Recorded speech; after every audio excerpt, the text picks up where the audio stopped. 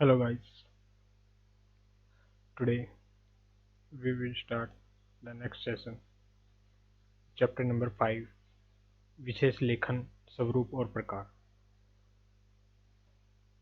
10 लाख संगीनें मेरे भीतर वह खौफ पैदा नहीं करती जो 3 छोटे अखबार। नेपोलियन, फ्रांसीसी सेना नायक।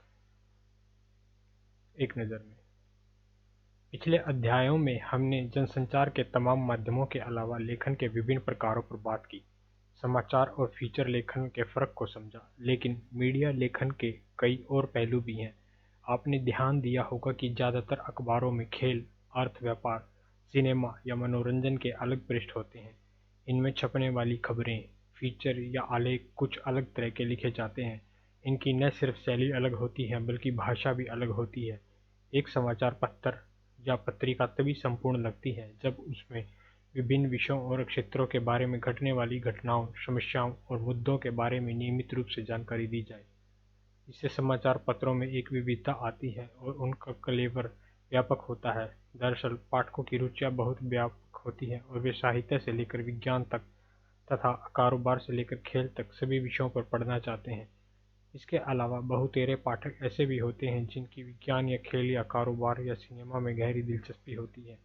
वे अपनी दिलचस्पी के इन विषयों के बारे में विस्तार से पढ़ना चाहते हैं। इसीलिए समाचार पत्रों और दूसरे जनसंचार माध्यमों को सामान्य समाचारों से अलग हटकर विशेष क्षेत्र या विषयों के बारे में भी निरंतर और पर्याप्त जानकारी देनी पड़ती है। क्या है विशेष लेखन? समाचार पत्रों में विशेष लेखन के लिए जगह यहीं से बनती है। विशेष लेखन यानी किसी खास विषय पर सामान्य लेखन से हटकर किया गया लेखन। अधिकतर समाचार पत्रों और पत्रिकाओं के अलावा टीवी और रेडियो चैनलों में विशेष लेखन के लिए अलग डेस्क होता है और उस विशेष डेस्क पर काम करने वाले पत्रकारों का समूह भी अलग होता है। जैसे समाचार पत्रों और अन्य माध्यमों में बिजनेस यानी कारोबार और व्यापार का अलग डेस्क होता है, इसी तरह खेल की खबरों और पिक्चरों के लिए खेल डेस्क अलग होता है। इन डेस्कों पर काम करने वाले उपसंपादकों और संवाददाताओं से अपेक्षा की जाती है कि संबंधित विषय या क्षेत्र में उनकी विशेषज्ञता होगी। असल में खबरें भी कई तरह की होती हैं: राजनीतिक, आर्थिक, अपराध, खेल, फिल्म, कृषि, कानून, विज्ञान या किसी भी और विषय से जुड़ी हुई। संवाददाताओं के बीच काम का विभाजन आमतौर पर उनकी दिलचस्पी और ज्ञान को ध्यान में रखते हुए किया जाता है। मीडिया की भाषा में इसे बीट कहते हैं। एक संवाददाता की बीट अगर अपराध है तो इसका अर्थ है कि उसका कार्यक्षेत्र अपने शहर या क्षेत्र में घटने वाली आपराधिक घटनाओं की रिपोर्टिंग करना है। अखबार की ओर से वह इनकी रिपोर्टिंग के लिए जिम्मेदार और जवाबदेही भी है। इसी तरह अगर उसकी दिलचस्पी और जानकारी का क्षेत्र खेल है तो आपको खेल बीट मिल सकती है, और अगर आपकी आर्थिक या कारोबार जगत से जुड़ी खबरों में दिलचस्पी और जानकारी है तो आपके हिस्से आर्थिक रिपोर्टिंग की जिम्मेदारी आ जाती है। अगर आपको प्रकृति या पर्यावरण से प्यार है और इसके बारे में कुछ ज़्यादा जानकारी रखते हैं तो आपको पर्यावरण बीट मिल सकती है। लेकिन विशेष लेखन केवल बीट रिपोर्टिंग नहीं है। यह बीट रिपोर्टिंग से आगे एक तरह की विशेषीकृत रिपोर्टिंग है जिसमें न सिर्फ उस विषय की गहरी जानकारी होनी चाहिए बल्कि उसकी रिपोर्टिंग से संबंधित भाषा शैली पर भी आपका पूरा अधिकार होना चाहिए। सामान्य बीट रिपोर्टिंग के लिए भी एक पत्रकार को काफ़ी तैयारी करनी पड़ती है। उदाहरण के तौर पर जो पत्रकार राजनीति में दिलचस्पी रखते हैं या किसी खास राजनीतिक पार्टी को कवर करते हैं, उन्हें पता होना चाहिए कि उस पार्टी का इतिहास क्या है, उसमें समय समय पर क्या हुआ, आज क्या चल रहा है, पार्टी के सिद्धांत या नीतियाँ क्या हैं, उसके पदाधिकारी कौन कौन हैं और उनकी पृष्ठभूमि क्या है, बाकी पार्टियों से उस पार्टी के कैसे रिश्ते हैं और उनमें आपस में क्या फ़र्क है, उसके अधिवेशनों में क्या क्या होता रहा है, उस पार्टी की कमियां और खूबियां क्या हैं, वगैरह वगैरह। पत्रकार को उस पार्टी के भीतर गहराई तक अपने संपर्क बनाने चाहिए और खबर हासिल करने के नए नए स्रोत विकसित करने चाहिए।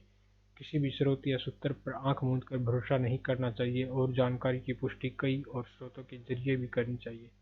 यानी उस पत्रकार को ज़्यादा से ज़्यादा समय अपने क्षेत्र के बारे में हर छोटी बड़ी जानकारी इकट्ठी करने से बिताना पड़ता है, तभी वह उस बारे में विशेषज्ञता हासिल कर सकता है और उसकी रिपोर्ट या खबर विश्वसनीय मानी जाती है।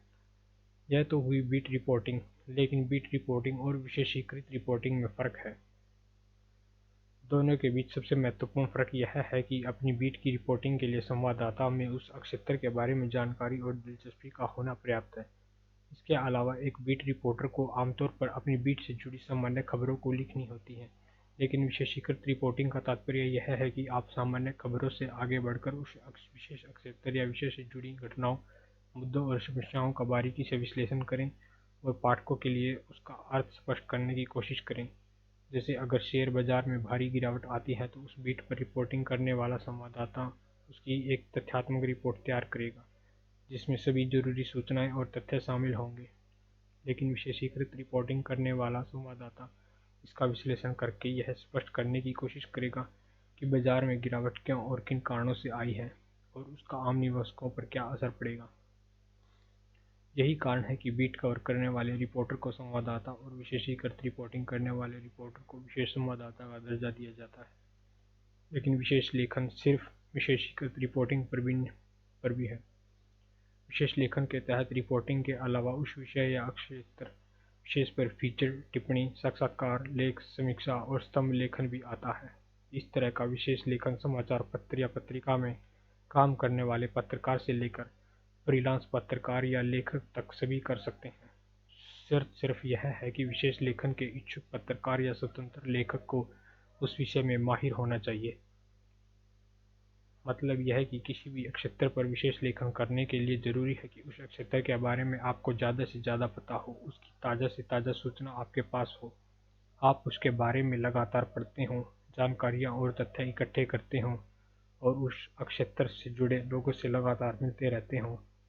इसी तरह अखबारों और पत्र पत्रिकाओं में किसी खास विषय पर लेख या स्तंभ लिखने वाले कई बार पेशेवर पत्रकार न होकर उस विषय के जानकार या विशेषज्ञ होते हैं, जैसे रक्षा, विज्ञान, विदेश नीति, कृषि या ऐसे ही किसी क्षेत्र में कई वर्षों से काम कर रहा कोई प्रोफेशनल इसके बारे में बेहतर तरीके से लिख सकता है, क्योंकि उसके पास इस क्षेत्र का वर्षों का अनुभव होता है।